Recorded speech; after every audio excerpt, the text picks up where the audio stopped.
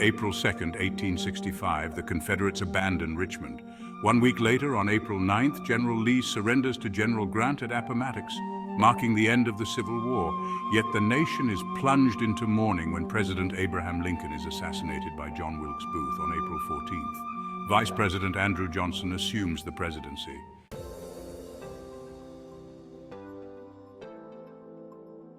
On June 13th, President Johnson issues a proclamation for the reconstruction of former Confederate states.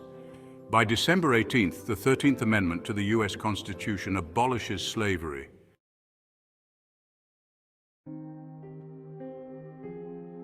Whose voice was first sounded on this land? The voice of the red people who had but bows and arrows. What has been done in my country I did not want, did not ask for it. White people going through my country. When the white man comes in my country, he leaves a trail of blood behind him. I have two mountains in that country, the Black Hills and the Bighorn Mountain. I want the Great Father to make no roads through them. I have told these things 3 times. Now I have come here to tell them the 4th time.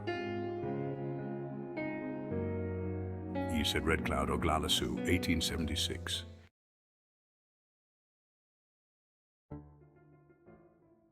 After returning to the Powder River country following the Platte Bridge fight, the Plains Indians began preparing for their summer medicine ceremonies. The tribes camped near each other at the mouth of Crazy Woman's Fork of the Powder River.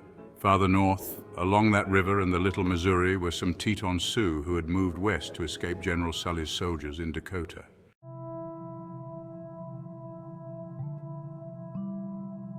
Sitting Bull and his Hunkpapa people were there, and they sent emissaries for a big sun dance, the annual religious renewal of the Tetons. Concurrently, the Cheyennes held their Medicine Arrows ceremony, which lasted 4 days.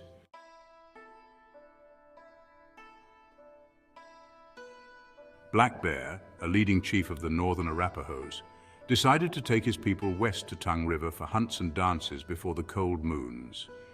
By late August 1865, the tribes in the Powder River country were scattered from the Bighorns to the Black Hills. Resource gathering. Before the cold moons, winter, it was crucial to gather enough resources to survive the harsh winter months. Moving to the Tongue River, an area likely abundant in game and other resources, was a strategic decision to ensure the tribe had enough food and supplies. Mobility and flexibility. Moving to different locations for hunting and gathering allowed the tribe to be less predictable and more adaptable. This mobility was crucial for avoiding direct confrontation with military forces and other threats.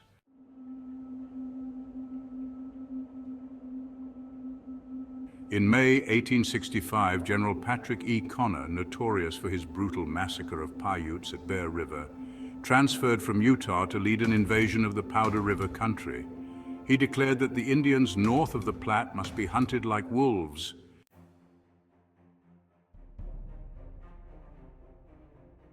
Connor organized 3 columns for the invasion. Colonel Nelson Cole would march from Nebraska to the Black Hills, Colonel Samuel Walker from Fort Laramie to the Black Hills, and Connor himself would move northwest along the Bozeman Road. A 4th column, led by civilian James A. Sawyers, aimed to reach the Montana goldfields, escorted by 2 companies of infantrymen.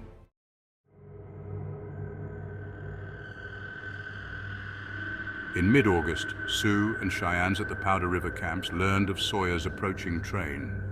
They prepared for battle, and under Red Cloud and Dull Knife, they intercepted Sawyer's party.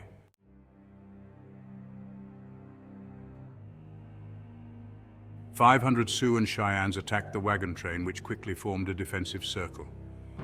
Despite fierce skirmishing and taunting, the train held its ground until a parley was arranged. Red Cloud and Dull Knife demanded the soldiers leave their country, but Sawyers aimed to continue to the Montana gold fields.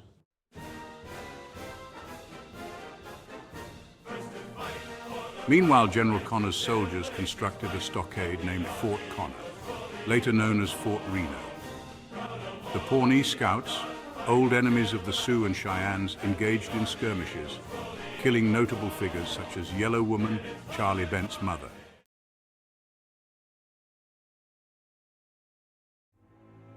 On August 22nd, Connor attacked Black Bear's Arapaho camp on the Tongue River, causing chaos and slaughter. Despite heavy resistance, many Arapahos were killed or captured.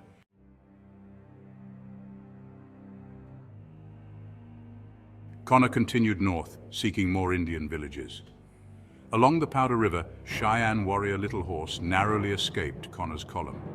His warning to Black Bear's camp was initially dismissed, until Connor's forces launched a devastating attack the next morning.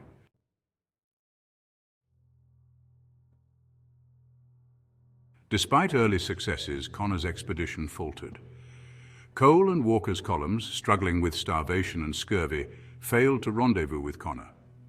Sioux warriors, including Sitting Bull, harassed the weakened soldiers, culminating in a retreat marked by skirmishes and ambushes. Star Chief Connor's returning column arrived to rescue Cole and Walker's beaten soldiers. The soldiers camped around the stockade at Fort Connor on the Powder until messengers from Fort Laramie arrived with orders recalling the troops, except for 2 companies which were to remain at Fort Connor.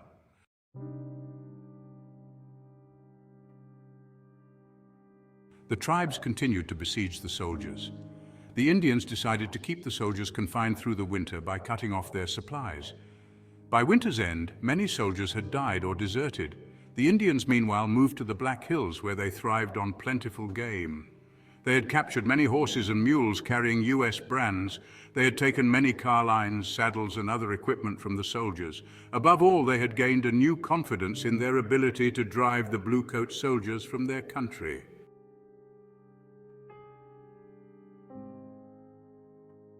"If white men come into my country again, I will punish them again," Red Cloud said.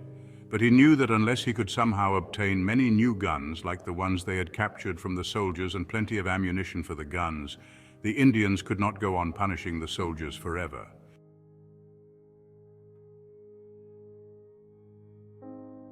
Despite their success, leaders like Red Cloud knew without modern weapons and ammunition, their ability to continue resisting the soldiers was limited. The Powder River invasion highlighted the resilience and tenacity of the Plains Indians. Their resistance set the stage for future conflicts as they continued to fight for their lands and way of life against relentless U.S. military campaigns. Please like and subscribe to help with the YouTube algorithm.